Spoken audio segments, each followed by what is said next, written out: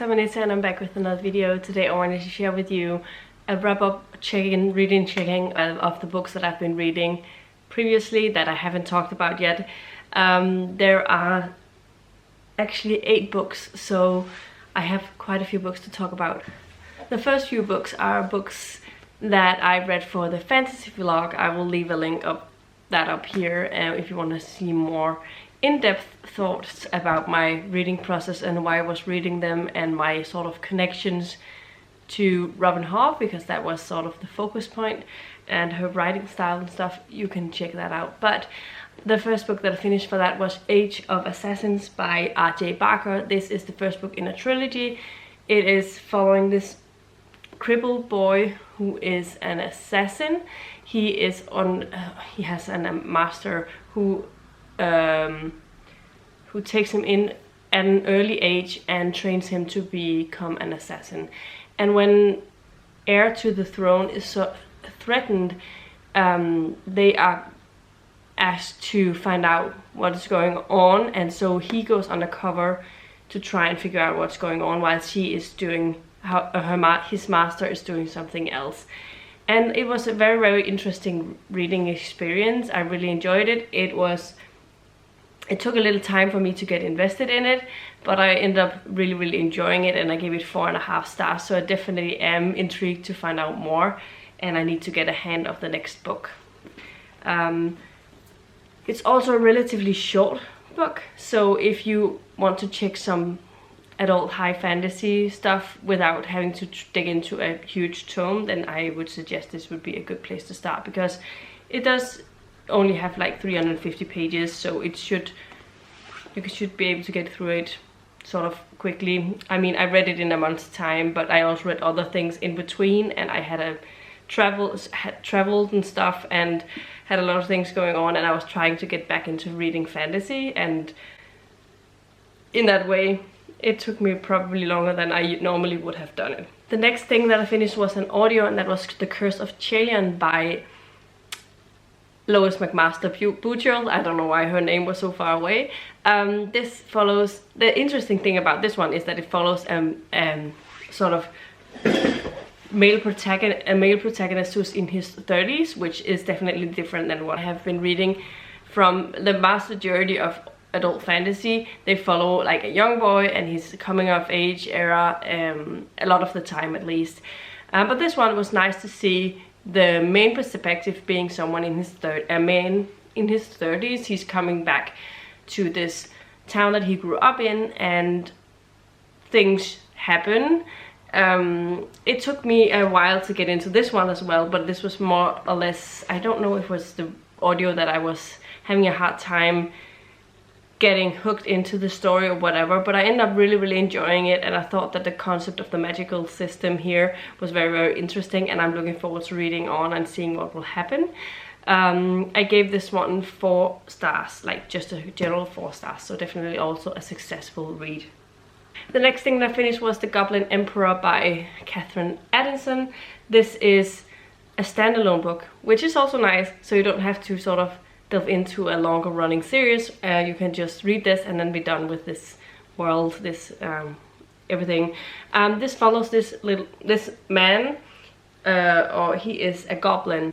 His father, who's the emperor, and his 3 brothers, older brothers, they die in an accident, and he has been estranged from the family from the get-go. And when they all die, obviously he's next in line, and so he has to take over the throne.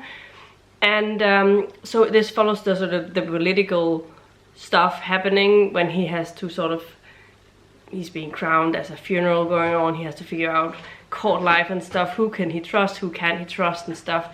And it was very interesting read. There's something about the writing style, and I think that might deter some people, because it's spoken in a, I don't know how to explain it, but it's first person from Maya's perspective, but when they talk it would be like it's something like when they sort of speak about themselves, they talk in plural, and it will be like, we will be crowned at midnight on the 24th. Our father and brother's funeral will be that day, but today is the funeral for the other victims which we wish to attend. And it's always constantly like that he talks about himself in plural form, as well as all of the servants talks about themselves in plural form, and they call him Serenity all the time, which is fair. I mean, there is something about how you speak to royal people and stuff, it's different. But it was something like that. And it was all over the book, and you sort of have to get used to it. And there's also a lot of names that are difficult to sort of pronounce. Me, when I get to a name that I'm not certain about, I just keep pronouncing it how I think it might, or find an easier way of saying it and knowing who I'm thinking about, so I don't jumble on the word every time I see it. But our main character is called Maya, and I think that's definitely at least an easy name to remember. Anyway, I gave it 4 out of 5 stars. I definitely did enjoy it, but the start and the ending was good, but the middle part was a little bit lacking, and that's why it didn't get a higher rating for me. The fourth and final book that I read for the fantasy vlog was Lock in the Shadows by Lynn Flewelling. This is the first book in... I don't know what it's called. I don't remember what the series name is called. But it follows Serigal and Alec.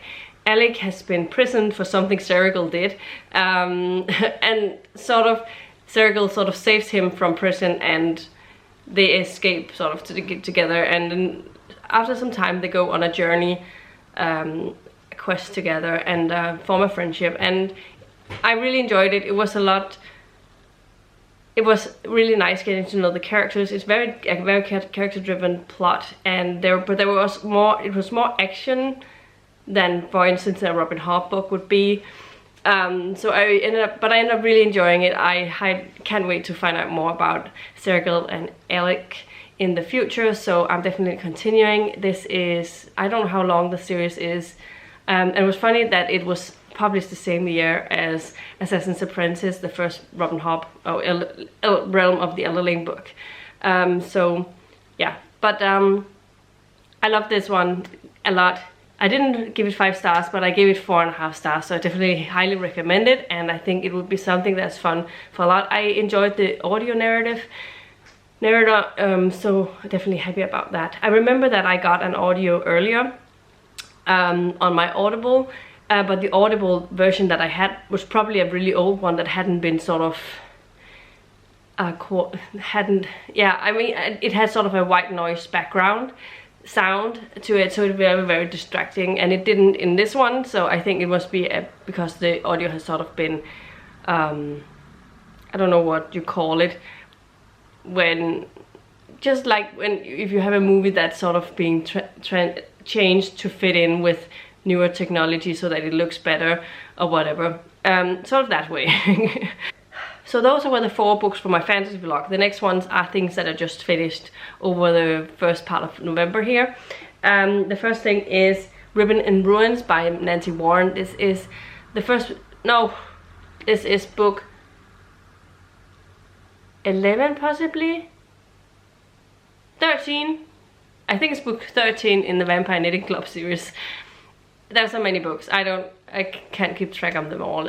This one was a lot of fun. It followed the sort of preparations to a wedding ceremony, and there are someone wanting to possibly poison our main character, and so they're going to trying to figure out what is going on with that. So it was a lot of fun reading this one. I gave it 4 out of 5 stars. I definitely enjoyed myself. So the next thing that I finished was Charmed Life by Diana Wynne Jones. This is the first book in the Crestomancy series. This is following Cat, who is an enchanter. An enchanter has 9 lives, and that is why he's called Cat. His actual name is Eric Chant. And he comes to Crestomancy Castle, or where he is being taught a little bit about magic. He meets some other people and all of that. I really enjoyed this one. It wasn't as magical and whimsical as House Moon Castle for me. It wasn't like the same vibe I got from it, but I definitely enjoyed it, and I'm definitely curious to read on in the series. I gave it 4 out of 5 stars, so it's not a bad book at all. not one bit. The next thing that I finished was Pumpkin Spice Cafe by, is it Laurie? Lauren something. I forgot the author's name. This is the first book in a very, very popular romance series. It follows a girl who takes over her aunt's cafe once she wants to go sort of exploring things for herself. She goes on a traveling ship, and then she is there, but weird things are happening, and one day she meets this guy who's sort of a produce delivery guy, and yeah, there's a romance between those two.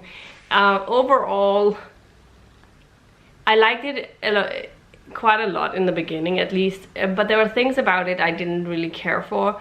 Like, her main male character had a lot of issues with someone having sort of burned him badly in the past, a love interest who sort of didn't want the small town life that, yeah, so he constantly keeps pulling away from the romantic relationships because of those issues, and every time there's something that seems it might be that she might disappear one day, he is immediately just shuts off and removes himself from the situation instead of talking to her and asking her things.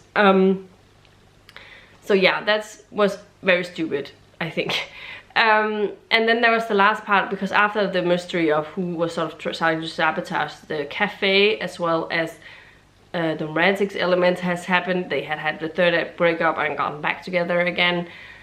Once that happens, there are like 20%, almost, at least 15% left still of the book, and I was like, what is going to happen in these 15%, because I feel like this book could have been over by now, and it was just more or less sex scenes constantly in that last part, and I thought that was really, really strange that you sort of back to back chapters of them having sex, and that was a little bit weird. And then there was like a final chapter, an epilogue with her aunt and stuff, resolving some things, and yeah. So I ended up giving it a 3 out of 5 stars because there are elements I enjoyed, but there was also elements that I didn't enjoy. So a 3 out of 5 stars. I'm not sure if I'm going to continue with this series, because I don't know if this is the structure of her books. I don't think I'm going to like them very much. So I decided to sort of DNF for now, the series. And the last and final book that I read for this wrap-up video was Kindred in Death by J.D. Robb. This is book 29. I think it was 29 of the In Death books, and this one follows. It's a pretty brutal case for Eve. The victim is a 16-year-old girl who gets raped and murdered in her own home when her parents are away. She has sort of struck up a relationship with a guy that she thinks is really nice, but turns out he's a terrible person. And the reason is that he has some grudge against the police, and the father of the victim is a police officer, so in the police force.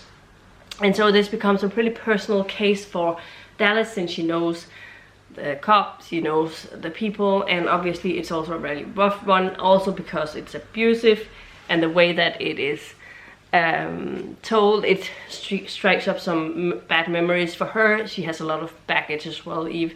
So it was a rough case in that it was difficult listening to all of these things, but it was still a really, really well told and constructed mystery, as well as you got all of the usual things from the main cast of characters. The things that happens. There's also a wedding going on, so wedding preparations with one of Eve's friends, where she's a maid of honor, and she's not really good at being a maid of honor because she doesn't think about the stiff stuff like that. But I enjoyed it a lot, and I think I gave it 5 out of 5 stars. So happy I read this one. I love these books so much, and today I just looked into how many books are in this series, and there are 60 books. There's a 60th books in preparation for 25, so awesome. Wait with the series. Yeah, those are the 8 books that I finished over the last month and a half.